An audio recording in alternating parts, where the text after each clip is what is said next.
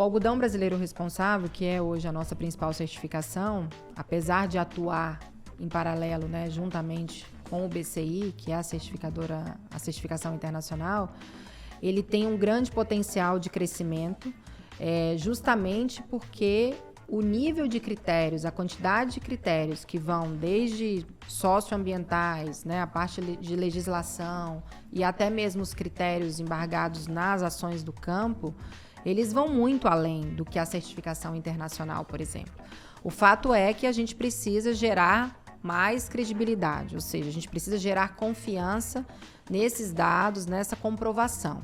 Então, o programa que ele nasceu dentro da Abrapa era um programa da associação, né, da Abrapa, e aí ele era trabalhado pelas estaduais, e aqui eu não posso destacar o papel da Bahia, que a Bahia ela foi o primeiro estado que maior aderiu ao programa, né, e a relação área versus adesão de produtor também, a Bahia continua à frente, então hoje a gente tem mais de 90% da nossa área plantada aqui na Bahia certificada pelo programa, mas o grande avanço que o programa está dando é ele se tornar independente da Abrapa. Ele passa agora, ele vira um instituto, então a partir desse ano ele passa a ser o Instituto ABR, e ele vai ter dentro do seu conselho ali outras cadeiras, ou seja, participarão desse instituto outras instituições que não sejam somente o setor produtivo. Eu falo assim que é uma inovação,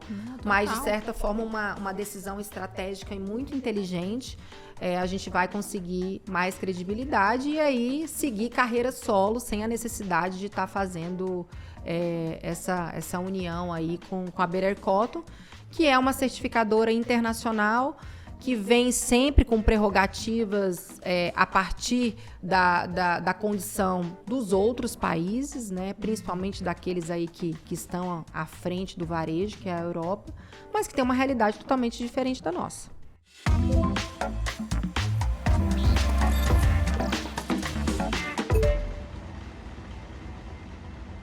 Olá, sejam muito bem-vindos e bem-vindas a mais um episódio do CultiveCast, podcast que vai conectar você ao futuro do agronegócio. Estou mais uma vez aqui, Josi Prado, e hoje o Luiz Eduardo Caçuia. Tudo bem, Caçuia? Tudo bem, Josi. Obrigado pela introdução. Prazer estar aqui novamente contigo. E vamos lá, vamos falar de futuro, vamos falar de agronegócio. Tem bastante coisa boa para vir. Isso aí. E antes de apresentar a nossa convidada especial, aqueles recados básicos que você já conhece. Se você está assistindo a gente do canal do YouTube, por favor, se inscreva nesse canal, não custa nada para você, 5 segundos, e você ajuda essa mensagem a chegar muito mais longe aí dentro do nosso setor.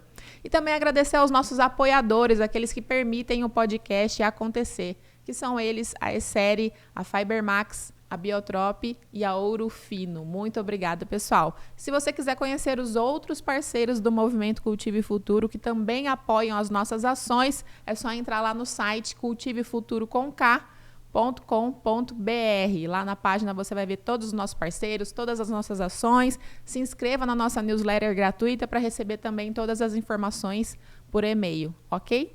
E agora apresentando a nossa convidada especial, ela que é diretora do Grupo Zanotto, é presidente da ABAPA e também do Fundeagro, produtora de algodão e uma representante aqui, né, de liderança feminina para o Brasil, digamos, né, não só na Bahia. Muito prazer receber você aqui, Alessandra. Tudo bom?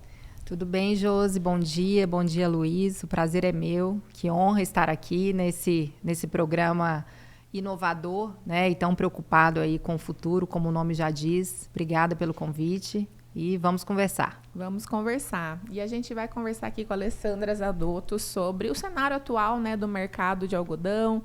Vamos explorar aí os desafios enfrentados pelos produtores, né, que além de ser diretora aí, presidente da ABAPA, é uma produtora que está no dia a dia ali da produção. A gente vai falar sobre as perspectivas do futuro, né, ações também da ABAPA, e ouvir aí um pouco, né, do que você vê, né, a sua visão de futuro e tudo mais. E aí eu vou começar pedindo para você contar um pouquinho da sua trajetória, né, para quem você participou comigo ali no Escancaragro, no antigo podcast que eu participava, né, a gente conheceu um pouco da sua história ali, mas para o pessoal que está chegando agora no CultiveCast, eu vou pedir para você brevemente contar a sua trajetória. Tá bom. Eu acredito que meu nome já está bastante carimbado aí, né? Principalmente depois de assumir a presidência da associação. Mas sempre tem alguém novo chegando, interessado pelos temas, não só do agro, mas também do algodão. Bom, eu estou na região, eu sou filha da terra, é uma coisa que eu sempre gosto de falar, tenho muito orgulho de dizer que sou baiana, sou filha de gaúchos, né? Uma história muito parecida aí com a grande maioria dos produtores que estão aqui na região. Meus pais migraram do sul do país para o oeste há 45 anos, então há muito tempo, Luiz Eduardo nem existia. E eu já nasci por aqui, nasci em Barreiras, mas trabalho no Grupo Zanotto há 20 anos, esse ano completa 21 anos. Então, saí para estudar, tinha um sonho de ser arquiteta e resolvi abandonar a faculdade pela metade e vim ajudar a minha família. Desde então, me apaixonei pelo agro, mas eu digo que quem picou, né, meu coração foi o algodão. Minha primeira oportunidade de conhecimento fora da porteira foi num congresso de algodão, em 2005. E aquela jornada ali para conhecer mesmo, né, que me despertou realmente o interesse pela profissionalização do agro, do negócio da minha família em si, que me fizeram me aprofundar e me dedicar e principalmente me interessar pelas atividades em comum, pelos interesses em comum, né? O algodão é uma cadeia que ela exige sim mais profissionalização, ela exige sim mais atenção, né? Eu digo que é uma cultura tão minuciosa que ela exige a atenção nos detalhes e foi sempre com isso, né, com este propósito que eu construí a minha carreira, não só dentro da empresa, mas também no associativismo, como eu estou participando hoje. Então, aí passei longos anos, claro, dedicada somente ao meu negócio, mas desde quando eu cheguei em Luiz Eduardo, meu pai já era associado da BAPA, da IBA, eu sempre me interessei muito em participar das assembleias, enfim, sempre estive muito envolvida, qualquer movimento em prol do agro, do setor, né, e da região, sempre gostei muito de tudo isso. Ingressei na BAPA participando da primeira diretoria, né, a primeira oportunidade de participar da diretoria foi em 2017, a convite do Júlio Busato. Foi uma surpresa para mim na época o convite, né, mas assim, recebi com muito esmero, com muita gratidão. Claro, porque eu estava sempre por ali, né, me interessando e realmente querendo ajudar, né, a cadeia em si. Então, entrei na associação para ser diretora financeira, passei as 2 gestões dele como diretora financeira. Eu brinco que não tem lugar melhor para você conhecer, né, uma empresa, e a BAPA não é uma empresa, mas tem uma gestão como se fosse, que o tá de olho, né, acompanhar o próprio caixa. Então foi uma experiência muito bacana, realmente assim eu tive muita oportunidade de conhecer a fundo a associação naquele momento. E aí, passado esses 4 anos, fui convidada para assumir a vice-presidência, né, veio uma nova surpresa então, e vieram dúvidas, né, mas veio aí uma oportunidade de me preparar. E assim foi o que eu fiz, né? Me preparei durante 4 anos para assumir, então, claro, né, a BAPA sempre foi de uma forma muito tranquila a decisão de passagem de bastão de uma gestão para outra. É uma associação que já existe há 25 anos, comemorou seu jubileu de prata no ano passado, mas é claro que as pessoas que ali lideraram, né, sempre passaram pela liderança, sempre tiveram uma história de muita importância no agro e no setor, né? Então, eu me senti nessa obrigação de estar correspondendo à altura da confiança que me foi dada. E aí, então, me tornei presidente desde o ano passado, né, em 2025, mas continuo à frente também dos negócios da minha família. Então, lá, hoje, claro, conto também com a ajuda do meu esposo, né? Meu pai ainda está no negócio, então a gente tem aí uma divisão interna de funções. E aí também existe a Alessandra, que é mãe, que é dona de casa, né, que é esposa. Não posso também deixar de falar isso, que eu falo que acho que é por isso que a educação ela me motiva muito, porque sou muito preocupada com a educação dos meus filhos. Tenho 2 jovens adolescentes em casa, a Valentina, de 11 anos, e o Diogo, de 14. E acho que tudo que eu faço na minha vida é realmente me preocupando com o mundo que eles estão vivendo e que eles vão encontrar, né? Então, a minha história, o meu propósito, seja dentro da empresa, seja no associativismo, na colaboração pública, né, na sociedade civil de um modo geral, é tendo esse olhar para o que eu tenho dentro de casa. Maravilha. Essa é assim, de forma muito resumida, começando a falar de trabalho, mas não menos importante, muito pelo contrário, falando também aí um pouco do que a Alessandra Pessoa. Sim. E o terceiro turno também dentro de casa, né? não para, né, Alessandra? Não para. Só descansa quando deita na cama mesmo. É isso aí, quando fecha o olho. E eu acho muito interessante comentar isso, porque eu ia perguntar para você de onde tinha surgido essa vontade de participação, né? Porque, querendo ou não, é participação política. A gente está muito acostumado a achar que política é só partidária, né? E esquece que cada indivíduo, se tivesse essa visão que você tem, todo mundo, do mais simples, tem condição de ajudar a comunidade, se tiver essa vontade, né? De participar, de fazer um mundo melhor, né? Que seja o seu bairro, já ajuda muito. Então, isso é muito, muito bom, né? Sem dúvida. E é também o propósito do nosso movimento, né? Também. E falando um pouco já partindo para a questão do algodão, né? O algodão brasileiro hoje está em alta, né? É uma das culturas aí que a gente exporta para o mundo.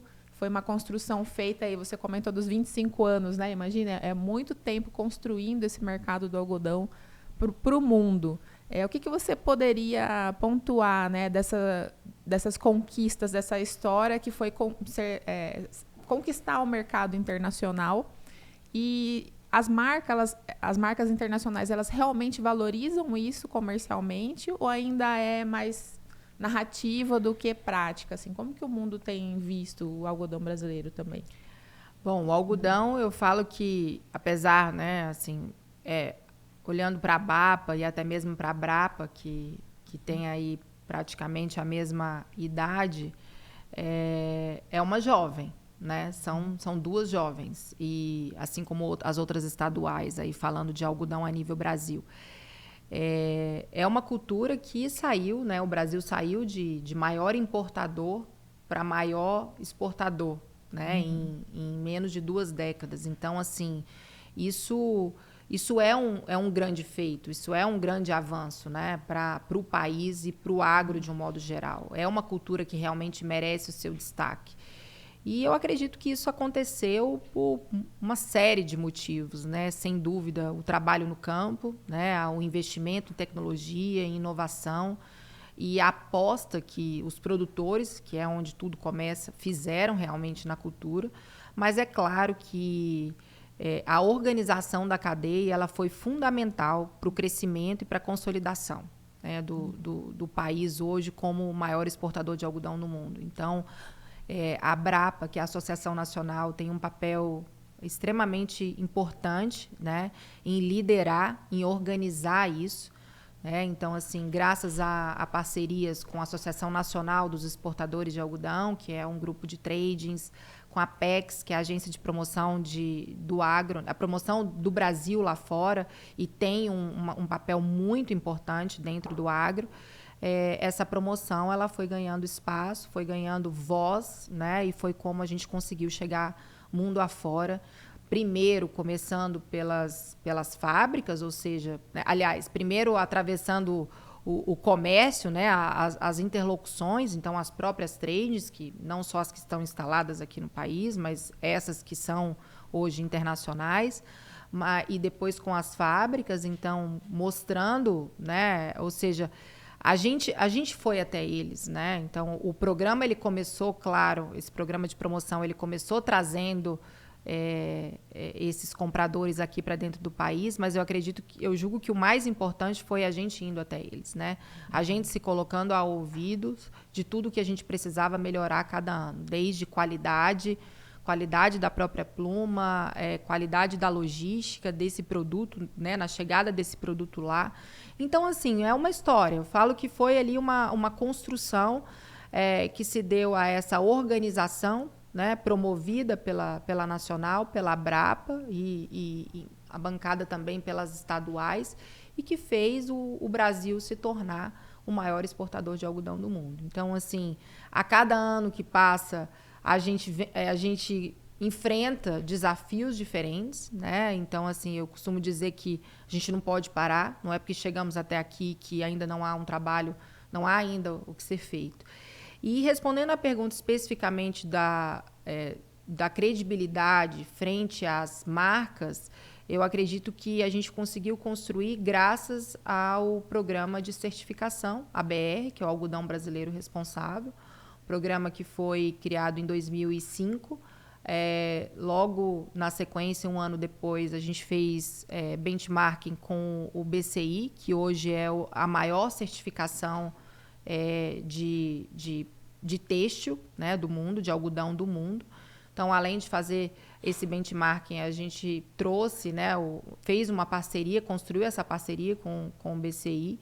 Então, o ABR ele trabalha junto com o BCI, né, nesse tempo todo, e foi graças a essa certificação, ou seja, a forma de mostrar, né, com critérios e com credibilidade, que a gente conseguiu realmente avançar e ganhar essa confiança das marcas propriamente ditas, né? Então, eu costumo dizer que são duas coisas.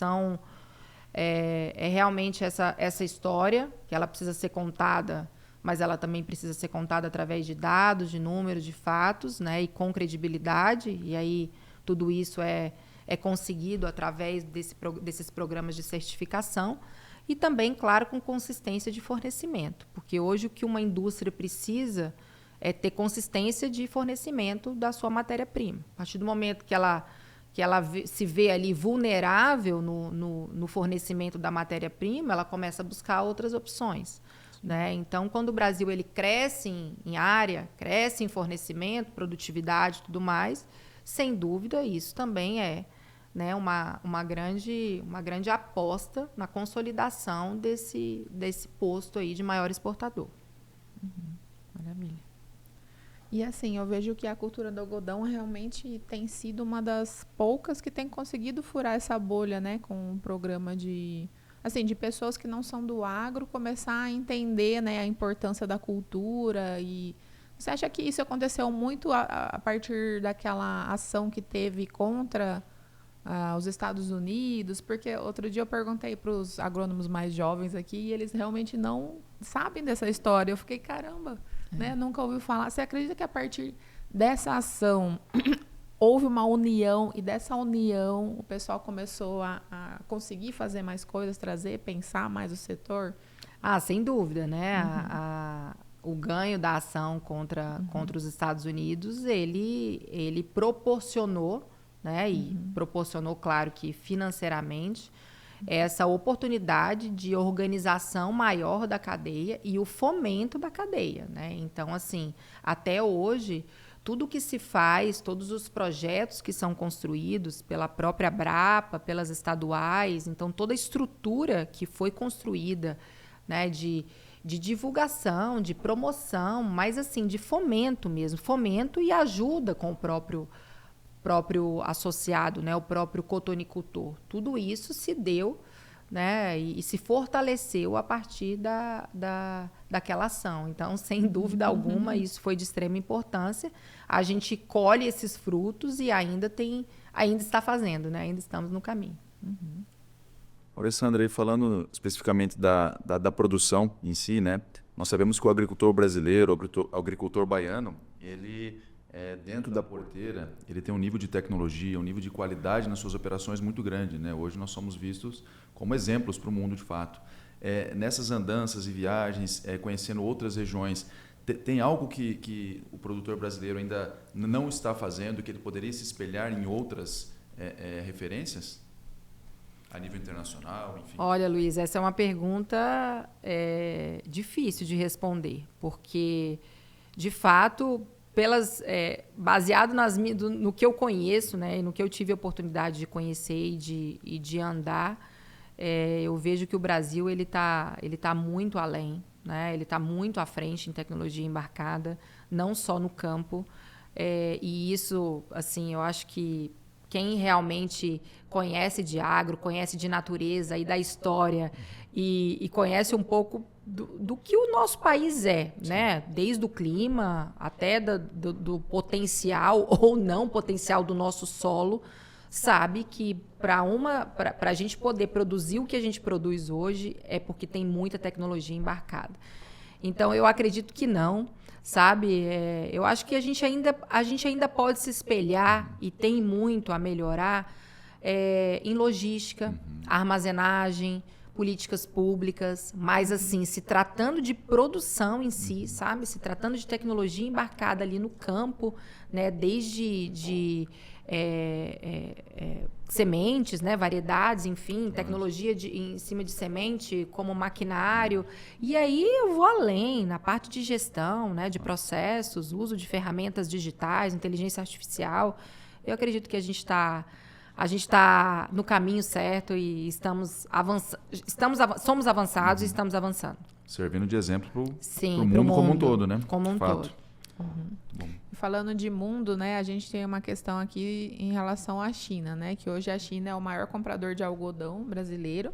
A gente sabe que a ABAPA responde a nível Bahia, né, mas a gente queria também a sua opinião frente a essa questão. Como que o algodão está trabalhando para diversificar os destinos, né, e reduzir a dependência de um único comprador? Tá bom. Bom, como eu disse anteriormente, a gente não foi por acaso que essa construção, né, que a gente chegou por aqui. Hoje a gente tem uma diversidade de fornecimento. Eu posso estar errada, mas eu acho que hoje todos os países consumidores de algodão consomem algodão brasileiro. Se não me engano, tem 2 países, acho que aqui na América do Sul, que consomem algodão, que tem ainda na sua fatia geral um consumo menor de algodão brasileiro. Mas a Ásia é a maior consumidora, né? Não é a China, o primeiro país, é Bangladesh. E essa construção, como eu disse, ela foi feita a nível nacional, em conjunto, né? Protagonizada pela Abrapa, através do programa Cotton Brasil, e, claro, com todo o apoio das estaduais. Então, assim, a ABAPA, propriamente dita, não faz nenhuma ação específica para abrir mercado, né? Essa abertura de mercado, ela se dá através desses programas de promoção da nacional. Claro, todas as estaduais participam, então, não só com a presença de pessoas, mas também recebendo esses compradores aqui, né? A gente recebe as missões compradores há mais de 6 anos aqui no estado. Mas um fato importante que eu não posso deixar de destacar é a abertura de mercado no Egito, né? Um país muito emblemático, né? Sim. Quem não ouve falar do algodão egípcio, né? E o Brasil, há 2 anos, passou a fornecer algodão também para o Egito.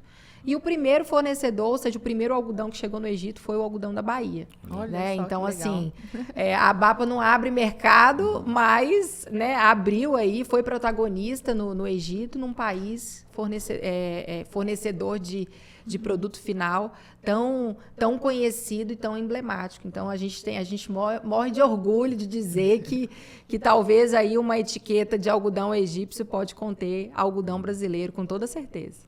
E baiano. E esse algodão da Bahia, lá no Egito, ele se deu a qualidade do algodão baiano ou teve algum outro fator? Sem dúvida a qualidade, né? É claro que, de novo, a abertura desse mercado, a confiança, a credibilidade, a demonstração de consistência de fornecimento, que é o que uma indústria precisa, mas é claro que a qualidade. Então, hoje, qualquer indústria, ela faz, para ela conseguir chegar ali no seu produto final, no seu fio desejado, ela faz um blend, né, do seu produto, do algodão, da matéria-prima, e, sem dúvida alguma, a qualidade do algodão baiano contribuiu para que o Egito fosse nosso comprador. E só para quem está ouvindo e de repente não é do agro, né? Qual que é a diferença? Explica para o pessoal qual que é a diferença desse algodão egípcio, assim? Ou a gente já chegou num patamar de que realmente não tem nenhuma diferença, ou é um processo fabril que só eles têm? É o comprimento da fibra, né? O que traz essa diferença para o algodão egípcio é o comprimento da fibra. Então, assim, não sei te dizer, te afirmar, e aí talvez os técnicos... Ó, Luiz, já estou jogando a bola para você. Talvez os técnicos tenham essa resposta, mas o fato é que isso está atrelado à tecnologia, né? Tecnologia da variedade de semente, né? Da genética da semente, para que essa fibra ela possa ter essa estrutura de comprimento aí, que possa trazer esse fio mais sedoso, né? Que é esse fio que tem essa fama toda. Mas, então, é isso. Assim, no Egito, eles priorizam isso, né? O que era cultivado lá antigamente, né? E que hoje, na verdade, a produção deles já diminuiu muito. Mas é esse algodão de fibra longa. E aí também é um algodão que não só a parte de não só a genética da semente que influencia na qualidade do algodão, mas depois todo o manejo, né? A gente tem que considerar aí que nós estamos num país tropical, então a inserção aí de manejo para combater pragas e doenças, ela é mais densa do que nos outros países. Até a colheita, né? Lá é colheita manual, né? Então, assim, é diferente. A gente sabe que a colheitadeira, ela também estraga a fibra. Então, assim, é uma série de processos, né? Mas a gente... eu acredito que a gente está caminhando aí cada vez mais para realmente estar num nível à altura dessa... As próprias indústrias também, com o passar do tempo, elas vão embarcando tecnologia que vão permitindo receber, né, algodões, né, essa matéria-prima, talvez não com a mesma fibra, mas conseguindo também transformar em produto final com a mesma qualidade. Então, acho que é uma junção aí de muitas coisas. Perfeito. Entendido. Também tem toda a mística do Egito, né? Fica... As pirâmides, né? Será que tem a ver? Não, eu acho que... eu falo que é um mal de brasileiro, né? Eu não gosto de dizer isso, mas a gente tem que reconhecer, da gente dar mais valor pro do outro, né? Pro externo, pro internacional. Acho que está na hora da gente começar a valorizar mais o que a gente produz, o que a gente faz, porque tem muita coisa espetacular por aqui. Até outro dia eu fui na C&A e tava lá algodão sustentável, eu fui ver algodão da Bolívia. Eu falei, mas meu Deus do céu, a gente tá aqui, é possível. A gente tá aqui na cidade do algodão e nas lojas ainda tem. Você vê, tudo se trata da história que você conta, né? Exatamente. Então, olha aí uma bela oportunidade ainda que a gente tem de construir, né, uma história melhor sobre o que a gente faz. Verdade. E falando nisso, tem um outro, digamos assim, inimigo do algodão, que muitas vezes é mais a questão da fibra sintética, né? Que não sei se você pode até me corrigir se esse dado está certo aqui, que diz que ainda o poliéster domina mais que 50% do mercado, né? Sim. E a gente fala tanto de sustentabilidade, todo mundo tão preocupado com isso. E uma coisa que está na cara, que é a roupa que a gente veste todos os dias, e o pessoal não se atenta em fazer uma escolha melhor, até por conforto, durabilidade e tudo mais, além da questão sustentável, né? E como que vocês têm trabalhado essa concorrência com essa fibra sintética? Você usou uma excelente palavra, concorrência. De fato, hoje, o que impede do algodão crescer, não só a nível de mercado, e aí, obviamente, que é de consumo, com certeza é a demanda, né? As indústrias e aí as varejistas, automaticamente, que é quem demanda da indústria, estão optando cada vez mais por fibras sintéticas, né? E isso por dois motivos. Primeiro, preço, né? Então, as fibras sintéticas, elas são muito mais competitivas. E segundo, por essa estabilidade de fornecimento para a indústria, e traz para a indústria um conforto ali na hora da produção, né? Então, isso eu falo que é muito matemático, né? Uma indústria, certamente, ela vai ter muito mais trabalho de chegar num produto final fazendo um blend de matéria-prima natural, né, que não tem uma variedade uniforme, uma consistência uniforme, um tamanho de fibra, uma espessura, enfim, do que uma fibra sintética que vem ali, né, como se tivesse sido produzido realmente num laboratório, né, e permitindo que ela consiga fazer esse produto final com muito mais coesão. Mas o fato é que as fibras sintéticas, elas estão cada vez mais demonstrando, a gente tem ouvido falar cada vez mais o quanto elas têm tido um impacto muito negativo na saúde. Então, assim, as partículas que saem aí dessas roupas, por exemplo, depois de, né, em cada lavagem, e que vai para essa água, e que essa água daqui a pouco chega nos oceanos, ou muitas vezes volta para a gente, isso tem, sim, um impacto negativo muito grande na nossa saúde. Então, esse é um tema muito sensível, né? A gente tem trabalhado, sim, né? A gente diariamente tem se alertado para esses números, né? Que se a demanda por algodão não aumentar, a cadeia ela pode passar aí por problemas, né? Visto o quanto a gente tem aumentado na produtividade, né? Em área e produção, através de tecnologia embarcada. Então, as associações elas já estão se movimentando, a própria Abrapa, em conjunto também com a ANEA, que é a Associação Nacional, e em conjunto também com as associações de produtores dos Estados Unidos e da Austrália, que hoje são os outros 2 maiores produtores de algodão do mundo, né, maior fornecedores. Então, já existe esse diálogo já começou há 1 ano, já, mais propriamente dito, no final de 2025, né, houve a primeira reunião em conjunto, presencial, no International Cotton Association em Dubai. Eu estive presente, inclusive, onde as 3 associações aí de produtores do Brasil, da Austrália e dos Estados Unidos puderam sentar à mesa e discutir esse problema que é um problema mundial, né? A falta de demanda, a diminuição de demanda é um problema mundial. Então, muitas estratégias estão sendo construídas, desde marketing, né, como melhor comunicação acerca dos benefícios que o algodão traz, né, para a saúde, para quem usa.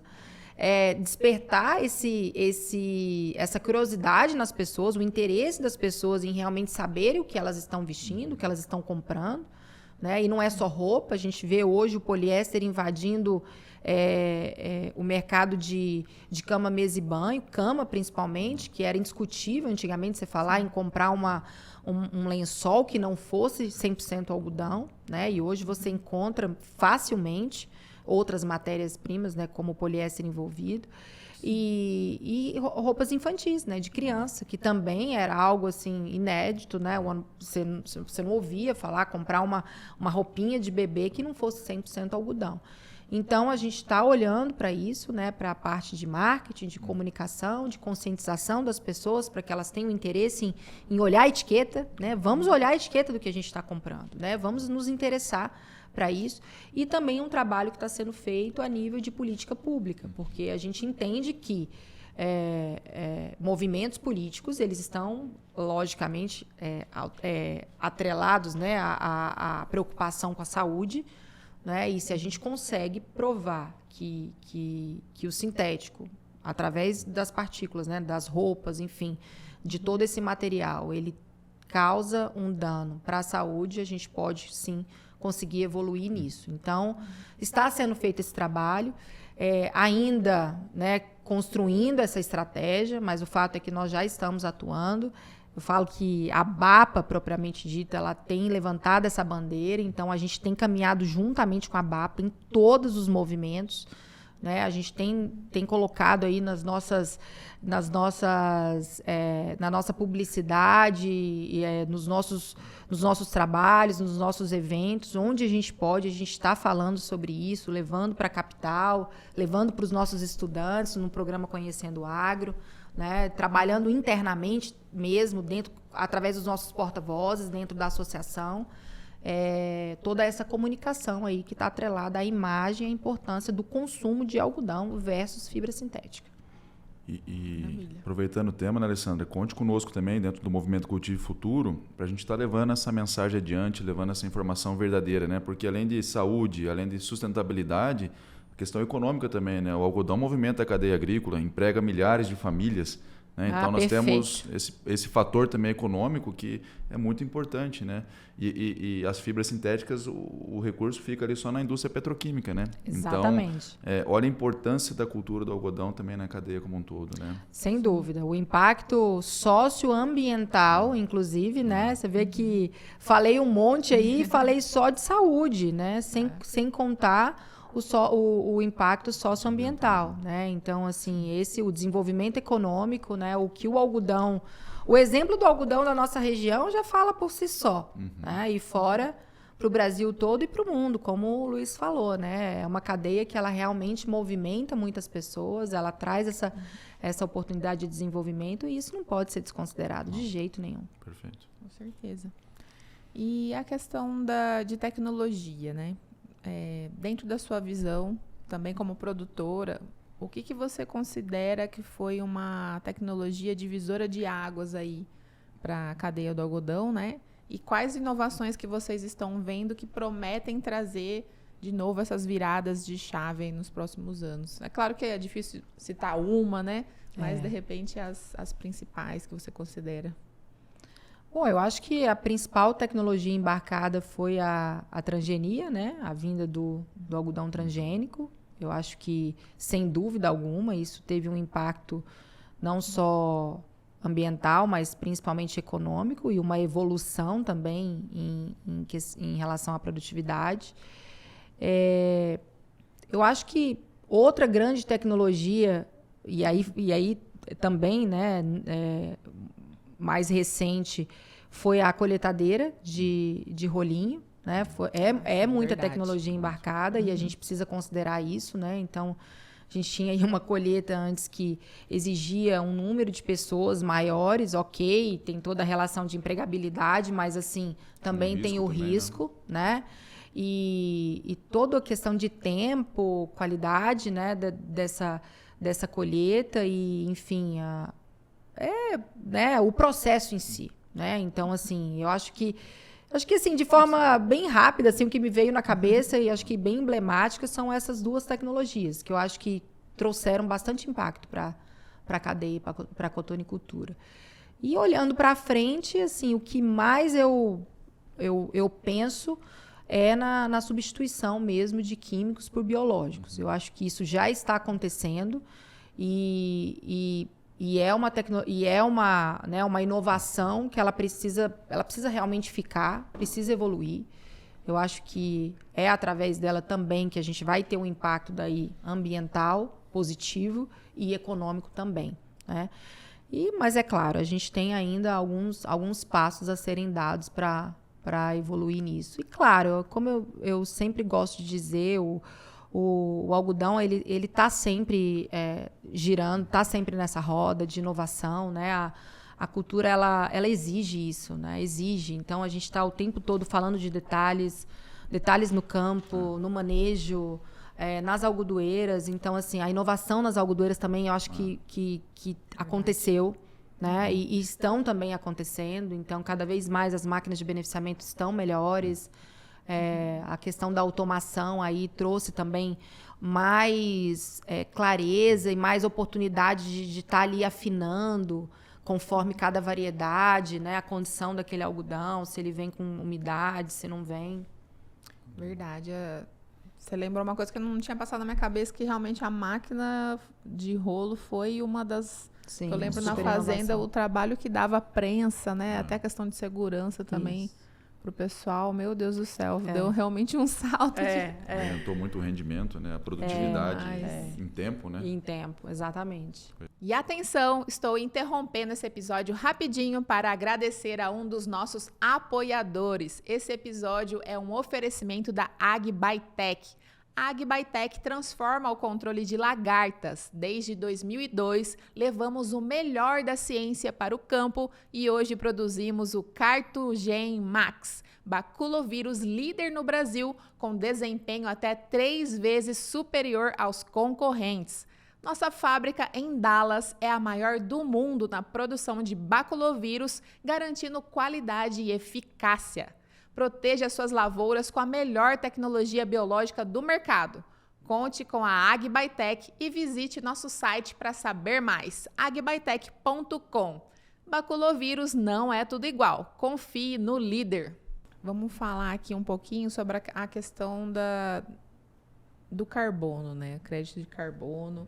Foi um assunto muito falado nos últimos anos. Eu sinto que ele deu um pouco de esfriada, não sinto o pessoal falando muito disso, até porque a gente está, acho que com o cenário aí mundial mais aquecido politicamente, digamos assim, né? E acho que o pessoal tirou um pouco o foco nessa questão. Mas o que vocês têm trabalhado ainda em relação a essa temática? Tem iniciativas, ações concretas de pesquisa, né, para saber calcular esse carbono, ou deu uma estacionada? Como que você está vendo essa questão? Temos sim. A BAP em si, ela continua com esse projeto. Inclusive, nós, na semana passada, firmamos um acordo de cooperação com a Embrapa para continuidade. Antes, a gente tinha aí a mensuração apenas no solo, né, a mensuração de carbono nas áreas de algodão apenas no solo, um projeto que já tem 3 anos dentro da BAPA, juntamente com a Embrapa, mas agora a ideia é a gente fazer a mensuração completa da produção, né? A Brapa também protagonizou esse projeto no algodão, fazendo um piloto, né, com todos os estados. Então, pegou um produtor na Bahia, um no Mato Grosso, se não me engano, teve Goiás e Minas também que se envolveram. Teve uma primeira rodada para mensuração e até mesmo para contribuir com a calculadora da Embrapa em relação às métricas. E aí agora a ideia é, a partir dessa safra, dar continuidade, fazendo também aqui na Bahia um comparativo entre o sequeiro e o irrigado, para que a gente possa afinando esses números. Aconteceu exatamente como você falou, né? Houve aí um boom do assunto, né? E esse boom aconteceu por uma pressão internacional. Então, a gente viu aí inúmeras empresas multinacionais, varejistas, bancos, inclusive, fazendo os compromissos, né, com aquecimento global e passando a exigir isso, né, esses dados, esse compromisso de redução de pegada de carbono dos seus fornecedores. Então, veio essa pressão lá atrás, mas o fato é que ou seja, criaram uma temática, criaram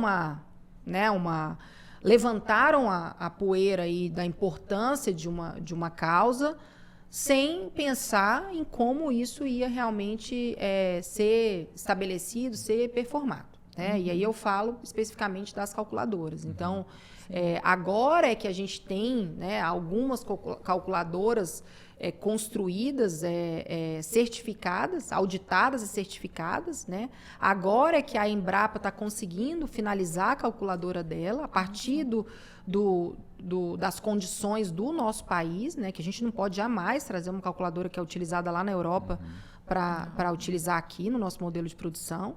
Então, assim, e falando um pouco agora, colocando o chapéu do produtor, eu falo que o produtor, eu acho que ele só não deu, e talvez ainda não está dando toda a importância para esse tema, porque ele não enxerga o retorno financeiro, né, propriamente dito, que está se falando, né? Ou seja, de forma econômica, como que isso vai impactar dentro da produção dele. E aí agora eu vou falar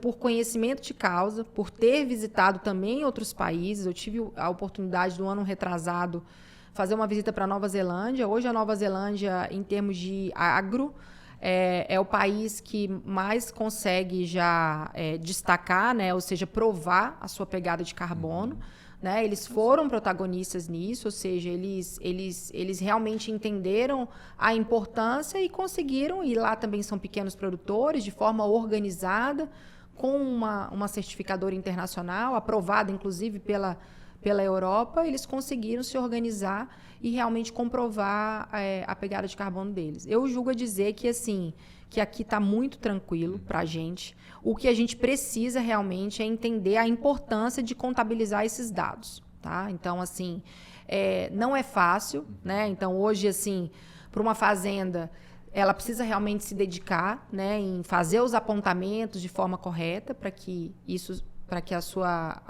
toda a sua metodologia ali seja computada. E eu acredito que a gente conseguindo chegar nesse nível aí de gestão dos nossos números, né, de cada passo a passo, de cada parte do processo de produção, a gente vai chegar a bons dados e a gente vai colher a bons frutos em relação a isso.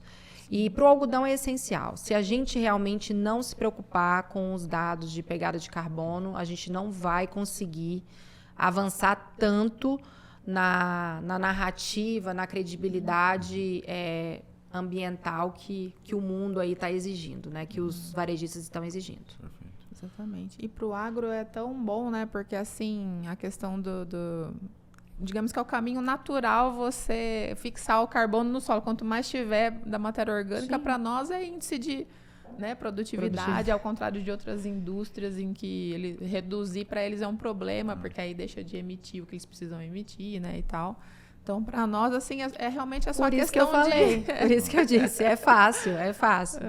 Só questão de e saber é bom ver isso calcular porque, mesmo. de fato, né, você comentou um assunto que tinha dado uma baixada, né? A gente fazia tempo que não ouvia falar, mas que continua a pauta, né? Continua em alta e a importância ainda é validada, né? Sim. Então, o trabalho está sendo feito. É o que o setor faz de melhor, né? De pegar aquilo lá e realmente colocar para a ciência, né? Embrapa, para realmente estudar, para fazer o processo bem certinho. Às vezes, nos bastidores, digamos assim, né? No silêncio ali, até sair algo concreto. Isso. Que normalmente é a característica aí mesmo nossa, né? E aí, em relação a isso...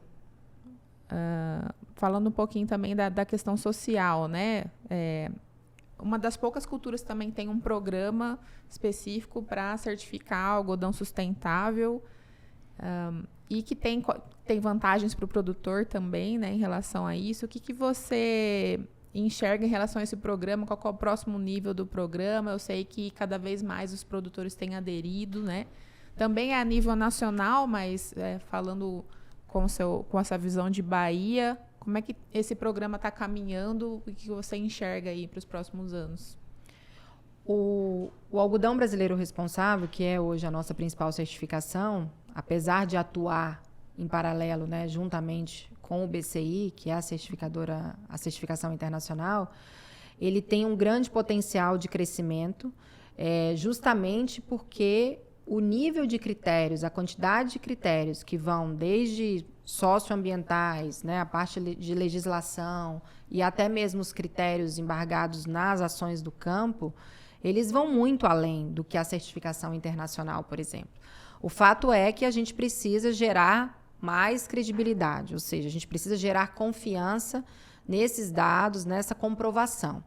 Então, o programa que ele nasceu dentro da Abrapa era um programa da associação, né, da Abrapa, e aí ele era trabalhado pelas estaduais, e aqui eu não posso destacar o papel da Bahia, que a Bahia ela foi o primeiro estado que maior aderiu ao programa, né, e a relação área versus adesão de produtor também, a Bahia continua à frente, então hoje a gente tem mais de 90% da nossa área plantada aqui na Bahia certificada pelo programa, mas o grande avanço que o programa está dando é ele se tornar independente da Abrapa. Ele passa agora, ele vira um instituto, então a partir desse ano ele passa a ser o Instituto ABR, e ele vai ter dentro do seu conselho ali outras cadeiras, ou seja, participarão desse instituto outras instituições que não sejam somente o setor produtivo, né? Então, ele começa a dar voz para a indústria, para o varejo, para a sociedade comum, ou seja, para ONGs. Então, dentro do quadro, né, desse instituto, do conselho desse instituto, passarão a participar outras cadeias. Então, a gente acredita que através desse passo, né, eu falo assim, que é uma inovação, mas, de certa forma, uma decisão estratégica e muito inteligente, a gente vai conseguir mais credibilidade e aí seguir carreira solo sem a necessidade de estar fazendo essa união aí com a Better Cotton, que é uma certificadora internacional que vem sempre com prerrogativas a partir da condição dos outros países, né? Principalmente daqueles aí que estão à frente do varejo, que é a Europa, mas que tem uma realidade totalmente diferente da nossa. Olha só, eu nunca tinha ouvido falar ainda que estava nesse movimento, e realmente eu considero isso uma inovação, porque o tanto que a gente fala que é importante a gente ouvir o consumidor, né? O mercado, enfim, que compra e tudo mais, vocês na prática já estão se organizando à frente em relação a isso. Então, assim, acho que deve ser uma tendência mesmo de futuro que a cultura está puxando aí, que cada vez mais tenham esses locais de promoção desse diálogo, né? Porque senão não tem como avançar, né? Muito legal. Não adianta, mesmo. eu falo que quanto mais a gente cresce, mais a nossa vitrine também cresce, né? Se expõe. Então, é natural que a gente receba mais cobranças, que a gente também receba mais retaliações e provocações, grande parte negativas. Então, se a gente não estiver preparado, né, para realmente responder a isso à altura, com credibilidade, com dados, com números, né? E assim, a gente tem que dar abertura para conversar com outras pessoas, com outras cabeças, com outros elos, né? Porque eu acho que é essa relação, essa conexão de interesse pelo outro, pelo lugar do outro, que vai nos fazer não continuar indo adiante, mas assim, permanecer onde a gente já chegou. É verdade. Eu ouvi uma frase muito legal, acho que foi hoje de manhã, que se a sua liderança não está incomodando quem está na zona de conforto, é porque ela ainda não começou. Então, boa. Então, é um sinal de que realmente é um setor líder aí, né, de agricultura. E falando um pouquinho da questão técnica, então, né, vindo para a Alessandra, produtora, o que você tem encontrado de dificuldade ou de desafios, né, na produção lá no dia a dia da fazenda? O que vocês têm mais dando resultado aí, que vocês têm mexido, sei lá, de repente em gestão ou manejo?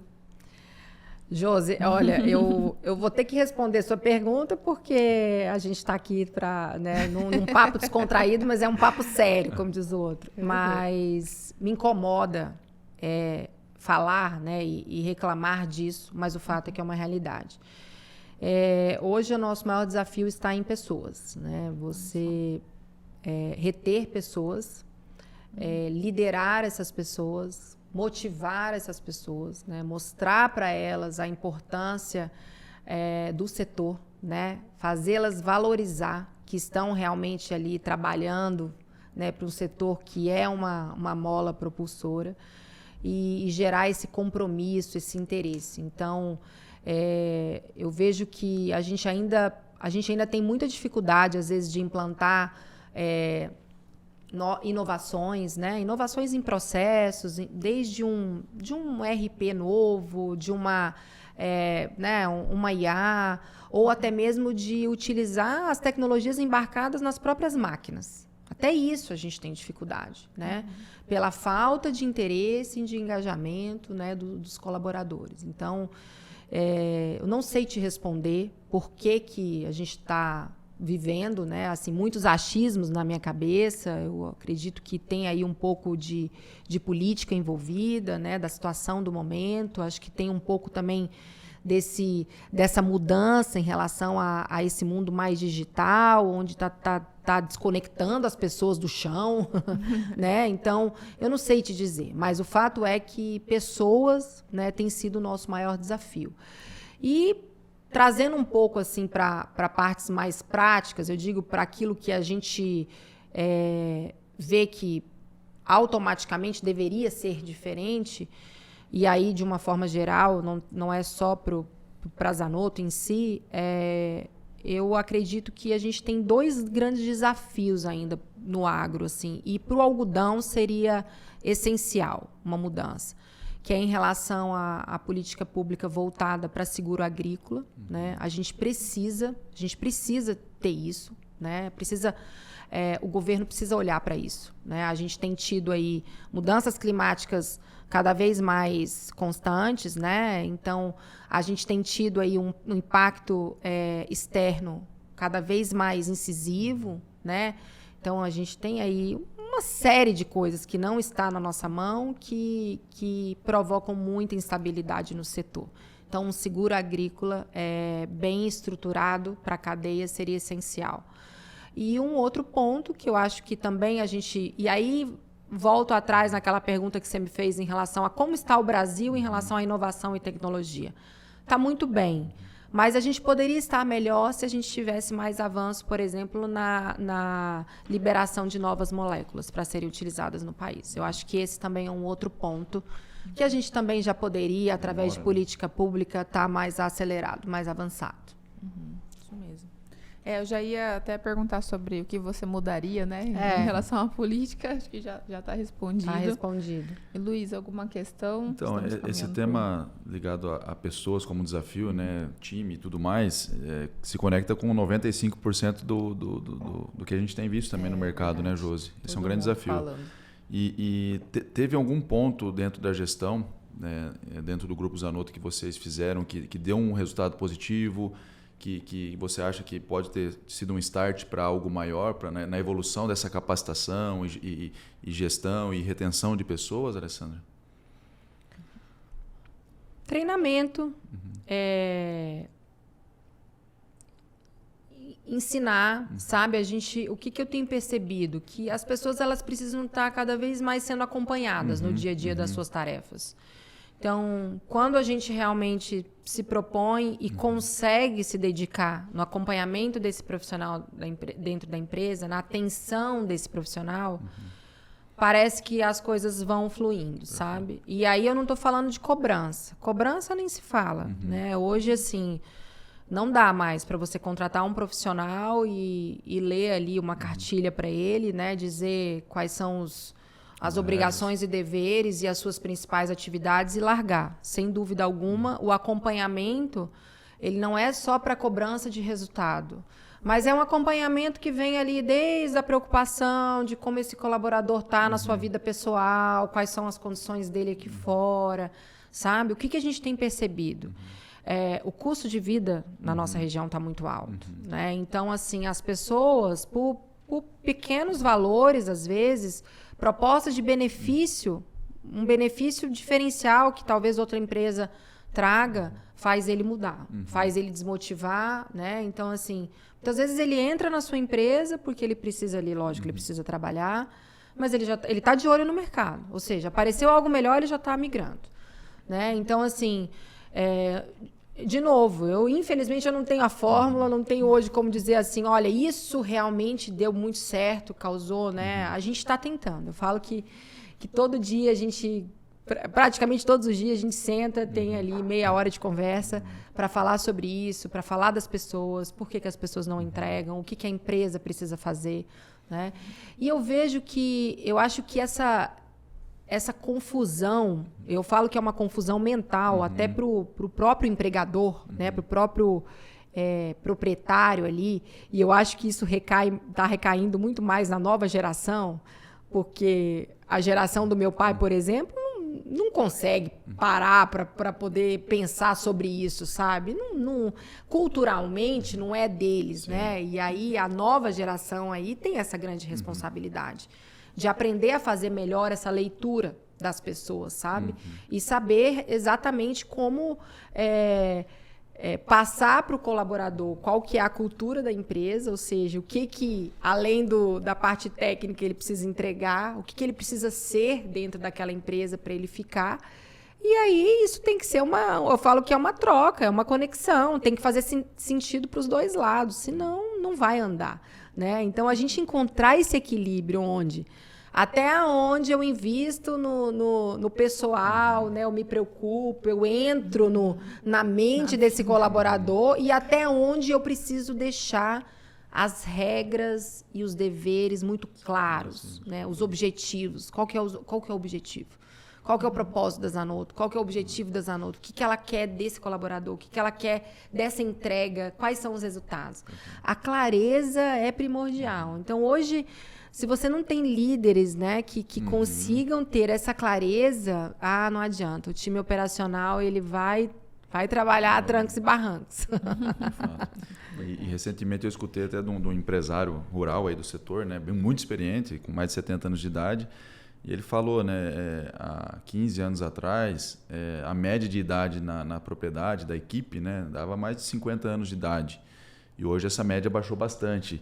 E ele está tendo dificuldade em como lidar com essa nova geração também, porque é o que você comentou do seu pai, né? A cultura dele de trabalho é diferente. Vamos fazer, disciplina, comprometimento. E essa galera está agindo de uma forma diferente. Como que eu vou lidar com esse pessoal mais novo também? Então, é um desafio para eles ali, né? Com o meu time lá de 50 a mais, eu lidava muito bem, eu sabia o modus operandi. Agora é diferente, né? E aí entra um ponto também, né, Alessandra? Você já vem da segunda geração, né? Seu pai iniciou o negócio, você na sucessão, né? E tem seus filhos, então, que você comentou, né? Como é que está esse desafio de preparar esses sucessores, né, para a terceira geração, junto com o seu marido? O que vocês estão fazendo? Como é que você está plantando essa semente para o futuro aí? Olha, eu confesso que, assim, nós, dentro de casa, a gente não obriga nada, né? Então, assim, eu não obrigo meus filhos a irem para a fazenda, né? Não obrigo eles a se interessarem pelo negócio. O fato é que a minha preocupação é de criar neles o interesse, né? O interesse, no mínimo, por saberem da onde vem aquilo que proporciona a vida que eles têm hoje, sabe? Porque, assim, eu sou um exemplo fora da curva, né? Eu não gostava de ir para a fazenda. Eu tinha que ir para a fazenda. Eu era obrigada a ir para a fazenda, né? Então, e eu odiava. Eu não me via ali. Então, assim, eu rezava todos os dias para o dia que eu iria morar fora, né? Ia viver na cidade grande. E eu nunca me via voltando. E quando eu tomei a decisão de voltar para casa, foi por esse despertar. Claro, houve um problema de saúde envolvendo meu pai na época, mas, assim, graças a Deus, nada aconteceu e eu poderia muito bem ter seguido a minha carreira. Eu tive esse senso de responsabilidade e de honra aos meus pais e a história deles sempre foi muito vivo dentro de mim.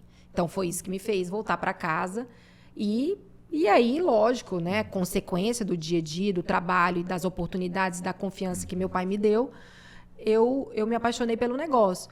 Então, assim, hoje as crianças, a gente busca, assim, tá sempre envolvendo as crianças realmente, né? No dia a dia, no sentido, assim, dos desafios e das glórias do negócio, né? Do que o agro significa. E tentando ali, em pequenos gestos, mostrar para eles o que é o negócio, né? A estrutura do negócio, o que precisa. Então, a gente busca... A gente está sempre falando sobre profissões, né? Sobre as profissões que estão inseridas dentro do agro. Também para tirar um pouco aquele estereotipo. Eu sei que hoje já está longe, mas ainda existe, né? De que precisa ser agrônomo, precisa estar na área agronômica em si, né? Então, assim, a gente...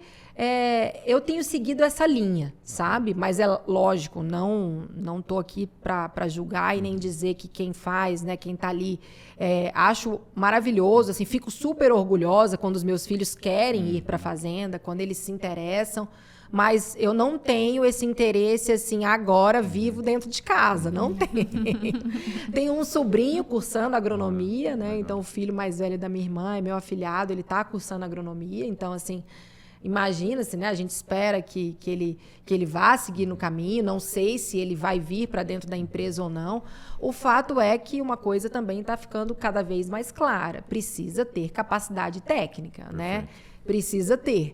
Então, assim, eu na época, assim, para o meu pai foi uma super vantagem, né? A filha querer e vir ajudá-lo. Ele tem 2 filhas só. Minha irmã entrou no negócio depois. Hoje ela cuida da unidade de beneficiamento, não é da parte agrícola, mas eu falo que ele teve muita sorte, né? Modéstia à parte, ele teve muita sorte, mas, assim, o fato é que hoje a gente precisa de pessoas capacitadas e interessadas. Então, assim, o agro não pode ser mais um espaço de herdeiro. Isso é fato, que não pode, né? Herdeiro, se couber herdeiros dentro do negócio, se o negócio permite herdeiros, que ele sente na cadeira do conselho e ainda se especialize para estar lá, porque Exato. não é fácil passar sentar numa cadeira de conselho. Exatamente.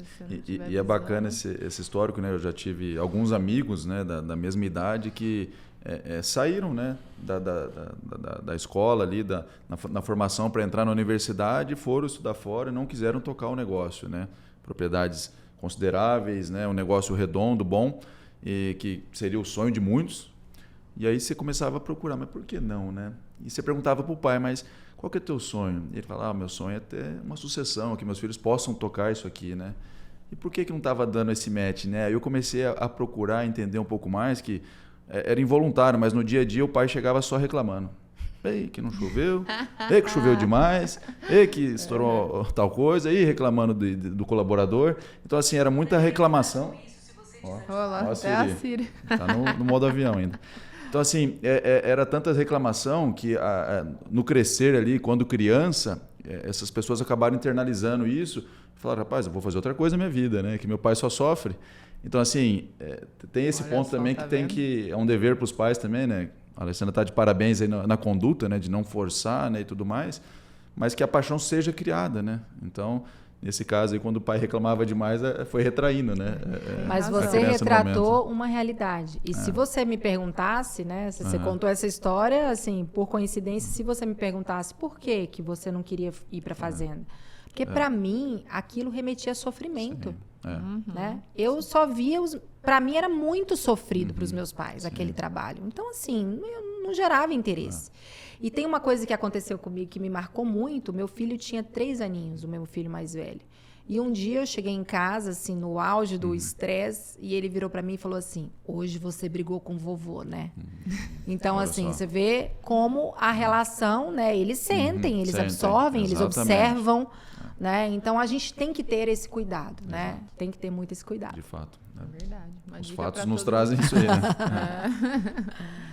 Bom. Muito bom, estamos caminhando para o final do episódio, né? Antes de finalizar, só trazer aquela questão que um dia eu sonho não precisar mais falar dela, né?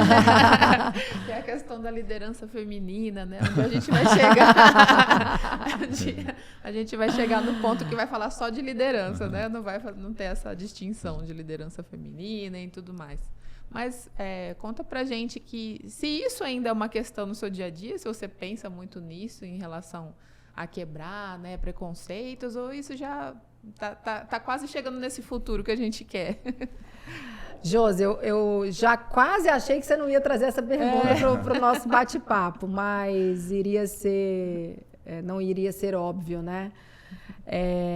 E aí, esse mês de março, né? Já estamos no mês de março, é um mês que homenageia muito as mulheres e eu tenho sido convidada e essa última semana, então, todo dia tem um convite aí para falar muito sobre esse tema e é natural que venha à tona na minha cabeça, né, os desafios, né? Vem as glórias, claro, e eu não posso também deixar de dizer que, principalmente a posição que eu ocupo hoje, ela é uma grande conquista, mas ela pode ter certeza que é uma exceção. É ainda uma exceção. Então, assim, nós temos ainda muito a avançar, né? A liderança feminina, ela está em construção.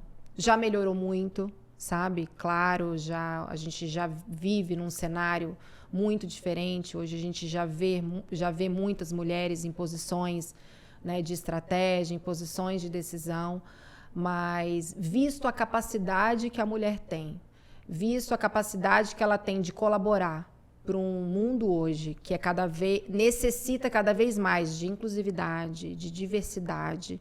E eu não estou aqui falando de diversidade no sentido literal, ou enfim, levando para opções, né? Eu estou falando de diversidade porque a gente está precisando de mais empatia, de mais se colocar no lugar do outro, né? Você vê o agro hoje, a gente falava de algodão, onde a gente vive um momento que a gente precisa entender por que o outro nos enxerga dessa forma, né? Por que a gente ainda recebe tantos ataques, sendo que a gente provoca desenvolvimento, né?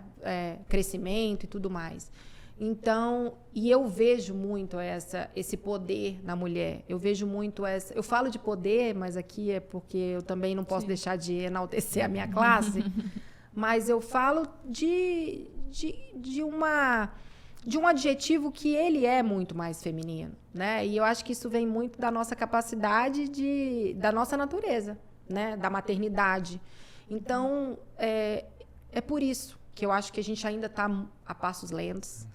Por isso que eu vejo que a liderança feminina ela precisa ser mais discutida, ela precisa ser levada mais em consideração. Mas o fato é que, independente de homem ou mulher, né, cargos de lideranças, eles devem ser movidos por capacidade. Sempre, sempre, né? Capacidade. Então, capacidade técnica, capacidade de gestão mesmo, né? Da liderança em si.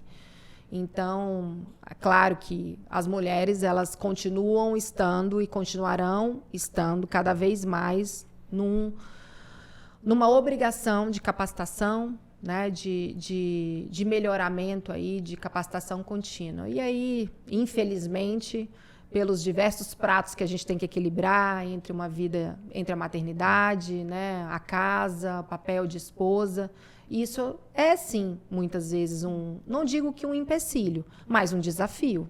É um desafio, né? Não um empecilho de jeito nenhum, mas é um desafio. Então, de novo, respondendo a sua pergunta, já evoluímos, mas temos muito a evoluir. E, graças a Deus, Deus me deu uma filha que me ajuda todo dia também a levantar da cama e a ter mais propósito e não desistir nunca por esse mundo aí melhor, onde a gente vai ver mais mulheres na liderança. Verdade, muito bom, excelente. Então, acho que é isso, né? Agradecer muito a sua agenda aqui com a gente. Eu sei que você também tem muitos compromissos, né? E dedicar um tempinho aqui para conversar conosco foi muito bom, foi muito legal. Acho que também incentiva aí, né, um exemplo, não só para mulheres, mas para os homens também, né, de liderança. Entendo. E pedir, né, para deixar as palavras finais aí também, tanto para o setor quanto para essa nova geração. O que você poderia trazer assim, de inspiração? Só antes das palavras finais, aquela pergunta tradicional, né, Josi, que ajuda muito também aos nossos ouvintes, né, espectadores. Você como empresária de sucesso, à frente hoje de uma associação tão importante, né, para a cadeia da cotonicultura, não só baiana, mas a nível nacional. Alessandra, um livro que te inspira, pode ser ou 3 opções de livros, mas assim, dicas que você traz para o pessoal que está buscando se capacitar, está buscando uma vida melhor, está buscando evoluir como profissional. Tem algum livro ou 3 que te ajudaram nessa trajetória? Não precisa ser só livro profissional, né? Pode ser algum... autoajuda, tudo mais, né? Ai, olha, eu tenho vários livros na minha cabeceira, mas e aí às vezes vai de acordo com o meu timing ali de momento de vida. Momento de vida, eu vou abrindo e lendo. Tem um livro que me ajudou muito, principalmente quando eu assumi a BAPA, que se chama Os Primeiros 50 Dias. Para um líder que esteja principalmente encarando uma nova liderança, uma nova oportunidade de liderança, ou até mesmo, às vezes, uma mudança de empresa, de emprego, é um livro que me ajudou bastante. Eu abro esse livro sempre, eu tenho ele do lado do meu computador, no meu escritório. Eu gosto muito de livros de histórias reais, né? E tem um livro, eu estou tentando lembrar o nome dele agora, mas ele é o livro da história do criador da marca Nike. Do Phil Knight. Exatamente. É um livro que fala, assim, você consegue viver, assim, você consegue entrar dentro da história e trazer muito para a realidade também, de liderança, de inovação, sabe, de mudança. Um livro que não sai nunca de perto de mim é a Bíblia. Eu falo que, assim, o ser humano, ele necessariamente precisa de guias, né? A gente sempre busca um ídolo, alguém para a gente se espelhar, e ninguém melhor do que Deus para guiar a gente Mesmo naqueles dias que a gente está com a fé assim, totalmente abalada, né? E é isso. Assim, me veio na cabeça esse. E falando de algodão, não posso deixar também de lembrar do livro que conta a história do algodão no Brasil. É um livro que foi lançado, se não me engano, tem 4 anos a escritora dele, a Catarina Guedes, é até a jornalista que assessora a ABAPA. É um livro que conta a história do algodão no Brasil. Eu acho que para quem quer realmente se aprofundar na cultura, né, e na história, eu falo que a gente, sem conhecer história, é difícil a gente entender muitas coisas. É um livro que fica aí também a dica para quem está no setor e ainda não leu. Muito bom. Muito bom, excelente. São dicas valiosas aí que o pessoal, colocando em prática, né, ajuda muito. Então, a gente sabe a importância da leitura. Muitas vezes, hoje em dia, é deixada de lado, né? O pessoal está só no celular, no digital ali. Sim. E dá para ler também pelo digital, né? Pelo celular, Sim, pelo um Kindle da vida, mas é muito importante essa prática. Isso Obrigado. Então, partindo para as palavras finais, né? Vamos lá. Já agradecemos aqui sua participação e deixe para o pessoal, né? Onde também conhecer seu trabalho e essa mensagem aí que você gostaria de deixar. Bom, agradecer mais uma vez. Obrigada, Josi, Luiz. Foi um prazer enorme conversar aqui, bater esse papo com vocês. Independente de agenda, da correria, essa pausa é muito importante, né? É muito legal quando a gente pode contar a nossa história, porque eu acho que quando a gente fala da nossa história, dos nossos propósitos e daquilo que a gente pensa e como a gente age, a gente fortalece e não deixa de ser uma motivação para a gente continuar nessa caminhada. Então, puxando desse gancho, é também a palavra final que eu deixo para quem está ouvindo, para quem já está no setor, para quem está aí pensando em se aprofundar, se interessando pelo setor, né? O agro é apaixonante, é um setor hoje que abraça, tem inúmeras oportunidades.